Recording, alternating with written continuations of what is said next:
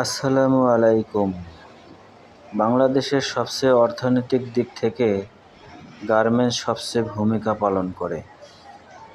একটা গার্মেন্টস শ্রমিক যে কত কষ্ট করে, যারা গার্মেন্টস সম্পর্কে জানে তারাই শুধু বলতে পারবেন।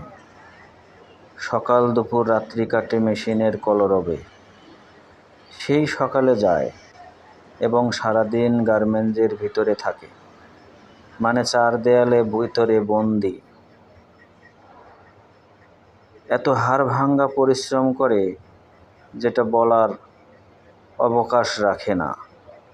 যে পরিমাণে কষ্ট করে সেই পরিমাণে একজন সাধারণ মানুষ তা কখনোই করতে পারবে না।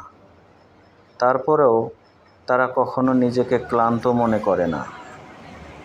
অনাশয়ে হাতে হাত রেখে অবিরাম বয়ে চলে তাদের নিজের স্বপ্নগুলোকে প্রতিষ্ঠিত করার জন্য। এই হলো তাদের সংগ্রাম, এই হলো তাদের জীবন।